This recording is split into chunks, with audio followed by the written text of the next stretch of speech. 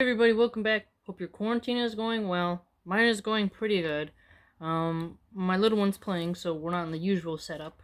Because school is canceled, everything's closed, gyms are closed. So it's perfect time to put even more things in your brain. Alright, we are reading the Book of Mormon. Show some respect to other faiths. I don't want to see any trolling or any hate in the comment section. Because I'm not saying you have to believe in this faith. I'm simply reading it because any theological scholar and nerdy wisdom keeper needs to read vast amounts of books. Alright, so we're on Alma chapter 10, family. Lehi descended from Manasseh. Amulek recounts the angelic command that he care for Alma. The prayers of the righteous caused the people to be spared. Unrighteous lawyers and judges lay the foundation of the destruction of the people. Ooh. Unrighteous lawyers and judges. What happens when your law institutions no longer seek justice? Now these are the words which Amulek preached unto the people who were in the land of Ammonihah, saying, in the land of Ammonihah, I am Amulek, I am the son of Gidonah, son of Gidonah, who was the son of Ishmael, who was a descendant of Aminadi, and Aminadi, not Abinadi, okay? And it was that the same Aminadi who interpreted the writings which was upon the wall of the temple. Okay. So writings on the wall, which was on a temple, which was written by the finger of God. Interesting. So writing on the wall. And Aminadi was a descendant of Nephi, who was the son of Lehi, who came out of the land of Jerusalem, who was a descendant of Manasseh, who was the son of Joseph, who was sold into Egypt by the lands of the brethren. Oh, that's a strong assertion. To be descendant of Joseph.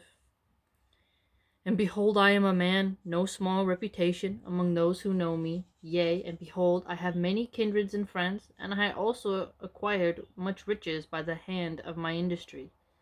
Nevertheless, after all this, I never have known much of the ways of the Lord, and his mysteries, and marvelous power. I said I never had known much of these things. But behold, I mistake, for I have seen much of his mysteries, and his marvelous power, yea, even in the preservation of the lives of this people. Nevertheless, I did harden my heart, for I was called many times, and I would not hear. Therefore I knew concerning these things, yet I would not know. Therefore I went on rebelling against God in the wickedness of my heart, even until the 4th day of this 7th month, which is in the 10th year of the reign of the judges. Look at that. Which is in the 10th year of the reign of the judges. Very interesting phrasing, because in the Quran, no, it was the sealed nectar. It's like in the 6th year of prophethood. And look how the Mormon version phrases their time, their calendar, right, is in the 10th year of the reign of judges. It's very interesting, this very religious language.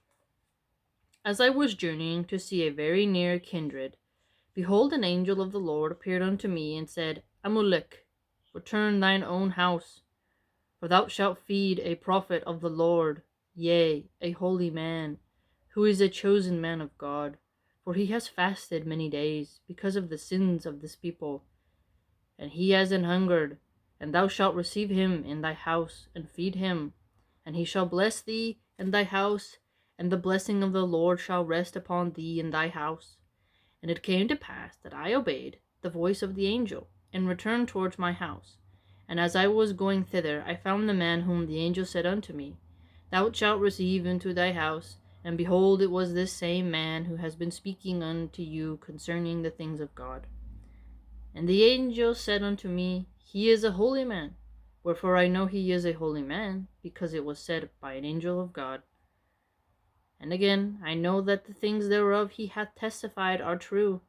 For behold, I say unto you, that as the Lord liveth, even so hath he sent his angel to make these things manifest unto me. And this he has done, while this Alma hath dwelt at my house. For behold, he hath blessed mine house, he hath blessed me, and my women, and my children, and my father, and my kinsfolk. Yea, even all my kindred hath he blessed, and the blessing of the Lord hath rested upon us, according to the words which he spake.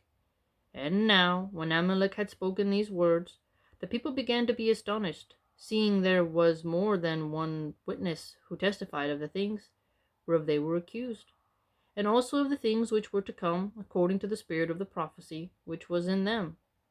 Nevertheless, there were some among them who thought to question them, that by their cunning devices they might catch them in their words.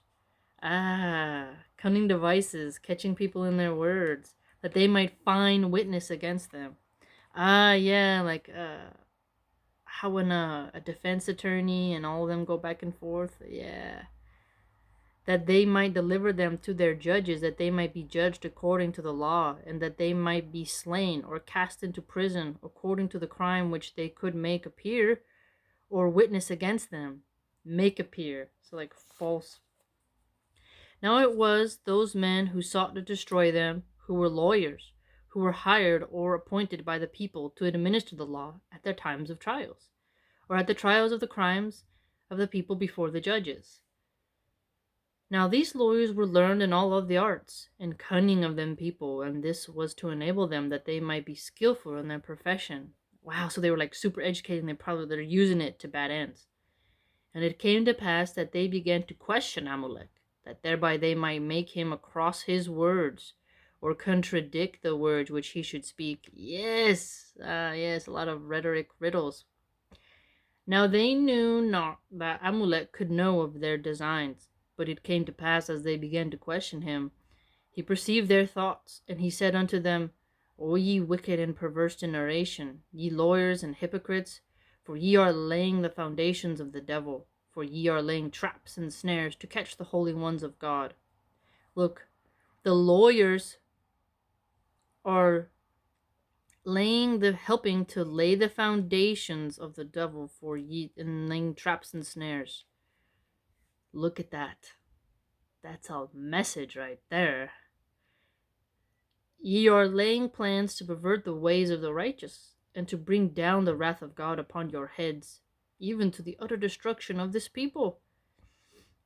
Yea, well did Mosiah say, who was our last king, when he was about to deliver up the kingdom, having none to confer it upon, causing that this people should be governed by their own voices.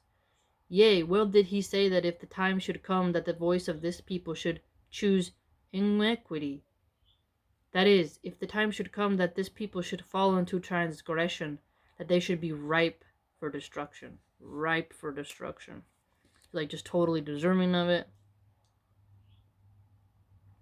And now I say unto you that well doth the Lord judge of your iniquities.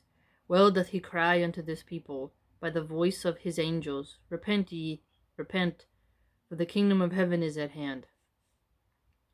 Yea, well doth he cry, but the voice of his angels, that I will come down among my people with equity and justice in my hands. Yea, and I say unto you that if ye were not for the prayers of the righteous, who are now in the land, that ye would even now be visited with utter destruction. Yet it would not be by flood, as it were the people in the days of Noah, but it would be famine, and by the pestilence and the sword. Wow, so their destruction is going to be different from Noah. It's not going to be a flood again. It's going to be famine, pestilence, and the sword. Wow. But it is by the prayers of the righteous that ye are spared. Now, therefore, if ye will cast out the righteous from among you, then will not the Lord stay his hand, but in his fierce anger he will come out against you. Then ye shall be smitten by famine, and by pestilence, and by the sword. And the time is soon at hand, except ye repent. Oh, wow. Think about that. So if they cast out the righteous, who actually are helping to pray for the souls of the wicked, that helps to temper the mood of God in a sense, that if they cast them out, right, there will be no one trying to appeal to the, mercy of the Lord, and, they'll bring upon their own destruction in a faster manner. And now it came to pass that the people were more angry with Amalek, and they cried out, saying, This man doth revile against our laws, which are just, and our wise lawyers whom we have selected.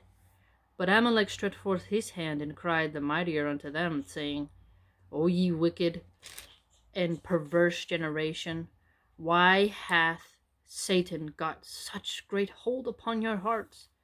Why will ye yield yourselves unto him, that he may have power over you, to blind your eyes, that ye will not understand the words which are spoken according to their truth? Right? Why will ye allow yourselves to be blinded? Right? So they're talking about a different kind of vision, a spiritual vision. You can call it the third eye. You can call it your inner consciousness, your intuition, your wisdom, right? That's a, very symbolic verse right there. You surface read that verse, you're not going to get what he's saying. For behold, have I testified against your law. Ye do not understand. Ye say that I have spoken against your law, but I have not. But I have spoken in favor of your law to your condemnation. And now, behold, I say unto you that the foundation of the destruction of this people is beginning to be laid by the unrighteous of your lawyers and your judges. And now it came to pass that when Amalek had spoken these words, the people cried out against him, saying, Now we know that this man is a child of the devil, for he hath lied unto us, for he hath spoken against our law, and now he says that he has not spoken against it. And again, he has reviled against our lawyers and our judges. And it came to pass that the lawyers put it into their hearts that they should remember these things against him. Wow. So the bad peeps is like the lawyers and the judges. Wow. Lawyers and the judges.